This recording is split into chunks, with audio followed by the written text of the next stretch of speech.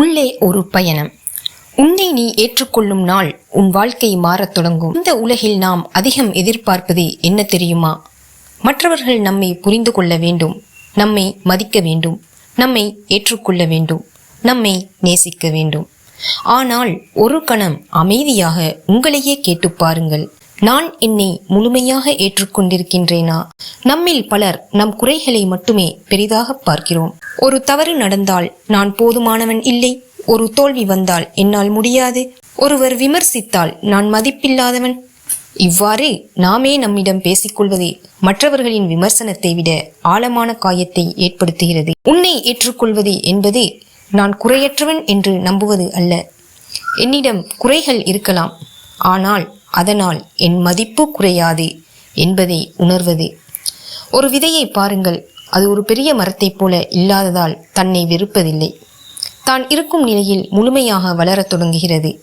அதுபோல நாம் நம் வாழ்க்கையை மற்றவர்களுடன் ஒப்பிடாமல் நம் பயணத்தை மரியாதையுடன் ஏற்றுக்கொள்ள வேண்டும்.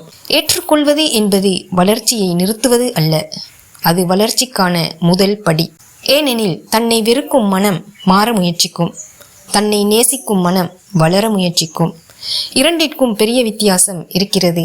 இன்றைய சிறிய பயிற்சி: ஒரு கண்ணாடி முன் நின்று உங்கள் கண்களை நீங்களே பார்த்து மெதுவாக இந்த ஒரு வரியை சொல்லுங்கள்.